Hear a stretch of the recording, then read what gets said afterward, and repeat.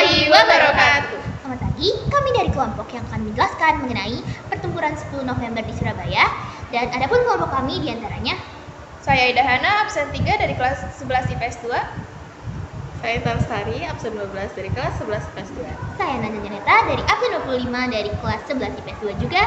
Dan kami akan menjelaskan tentang pertempuran tersebut di video kali ini untuk memenuhi tugas sejarah Indonesia. Selamat menyaksikan. Pada 1 Maret 1942, tentara Jepang mendarat di Pulau Jawa. 7 hari kemudian, pada 8 Maret 1942, pemerintah kolonial Hindia Belanda menyerah tanpa syarat kepada Kekaisaran Jepang berdasarkan Perjanjian Kalijati. Setelah penyerahan tanpa syarat tersebut, Pulau Jawa secara resmi diduduki oleh Jepang. 3 tahun kemudian, Jepang menyerah tanpa syarat kepada sekutu.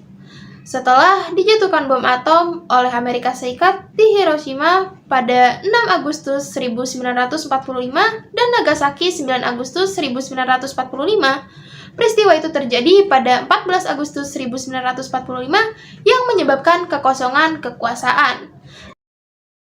Setelah kekalahan pihak Jepang, rakyat dan pejuang Indonesia berupaya melucuti senjata para tentara Jepang. Setelah munculnya maklumat pemerintah Indonesia pada 31 Agustus 1945 yang menetapkan bahwa mulai 1 September 1945, bendera nasional Sang Saka Merah Putih dikibarkan terus di seluruh wilayah Indonesia. Gerakan pengibaran bendera tersebut makin meluas ke segenap pelosok kota Surabaya. Selanjutnya, aku mau jelasin nih mengenai tokoh-tokoh yang ada pada pertempuran 10 November 1945 ini. Nah, tapi kan ya, kalau kita ngomongin tokoh, bisa-bisa nggak bakal ada habisnya sih. Jadi nih, aku bakal pilihin buat kalian 3 tokoh yang kita bisa bilang paling prominent lah ya, atau paling nonjol dan juga mainin peran yang cukup banyak dalam pertempuran 10 November ini. Atau boleh juga sih kita bilang kayak ikon dari pertempuran inilah. Nah, siapa aja sih tokohnya? Nah, yang pertama nih, kita punya namanya ialah Sutomo, atau bisa kita sebut juga dengan Bung Tomo. Nah, kalau kalian misalnya suka lihat nih, kayak ada di postingan Instagram dan postingan di lain-lain lah ya, misalnya ucapan Selamat Hari Pahlawan, itu kan suka ada kayak orang mengacungkan jari ke atas ya. Kayak selamat memperingati Hari Pahlawan bla bla bla bla.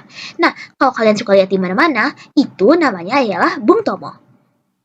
Pemuda kelahiran Kampung Blauran, Surabaya ini, beliau itu terkenal akan orasinya yang mampu membangkitkan semangat juang rakyat Surabaya dalam mempertahankan tanah air mereka. Dan juga semenjak tanggal 12 Oktober 1945, Bung Tomo menjadi pemimpin Barisan Pemberontakan Rakyat Indonesia atau disebut juga dengan BPRI di Surabaya untuk melawan pasukan Inggris.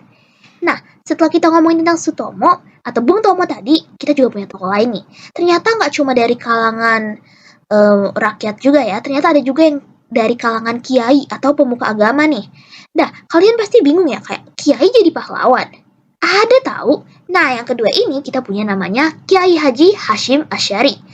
Kiai Haji Hashim Asy'ari ini disebut sebagai pahlawan berkat jasanya juga yang dalam mengeluarkan fatwa resolusi jihad fisabilillah.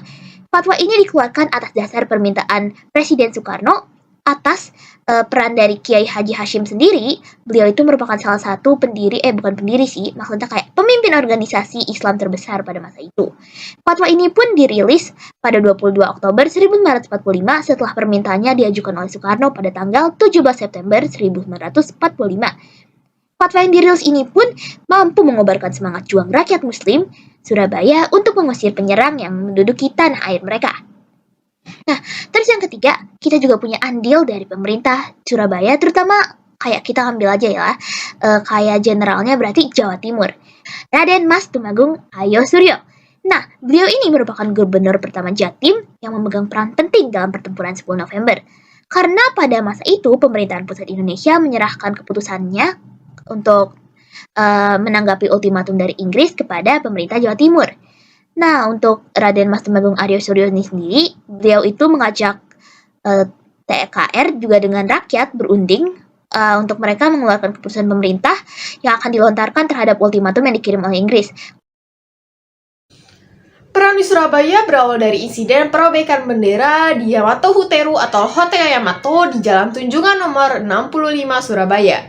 Sekelompok orang Belanda di bawah pimpinan Mr. Plogeman pada malam hari 18 September 1945 tepatnya pukul 21 waktu Indonesia bagian Barat mengibarkan bendera Belanda tanpa persetujuan pemerintah Republik Indonesia daerah Surabaya di sisi sebelah utara.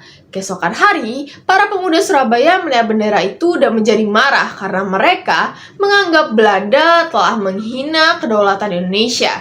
Tak lama setelah masa berkumpul di Hotel Yamato, Residen Sudirman, pejuang dan diplomat yang saat itu menjabat sebagai wakil residen datang melewati kerumunan massa lalu masuk ke Hotel Yamato, dikawal Sidik dan Haryono. Sebagai perwakilan RI, dia berunding dengan Mr. Plogeman beserta kawan-kawannya dan meminta agar bendera Belanda segera diturunkan dari gedung Hotel Yamato. Dalam perundingan ini, Plogeman menolak untuk menurunkan bendera Belanda. Perundingan berlangsung memanas. Plogeman mengeluarkan pistol dan terjadilah perkelahian dalam ruang perundingan. Plogeman tewas disekik oleh Sidik yang kemudian juga tewas oleh tentara Belanda. Sudirman dan Haryono melarikan diri keluar Hotel Yamato. Di luar hotel, para pemuda yang mengetahui perundingan berantakan langsung mendobrak masuk ke Hotel Yamato dan terjadilah perkelahian di lobi hotel. Sebagian pemuda berebut naik ke atas hotel untuk menurunkan bendera Belanda. Haryono yang semula bersama Sudirman kembali ke hotel dan terlibat dalam pemanjatan tiang bendera dan bersama Kusono Wibowo berhasil menurunkan bendera Belanda, merobek bagian birunya dan menggereknya ke puncak tiang bendera kembali sebagai bendera merah putih.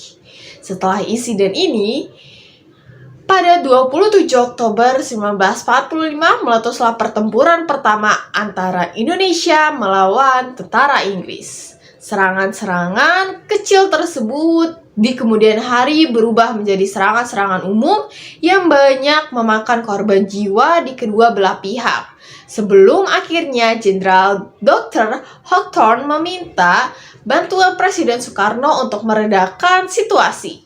Setelah gencatan senjata antara pihak Indonesia dan pihak tentara Inggris ditandatangani pada 29 Oktober 1945, keadaan berangsur-angsur mereda.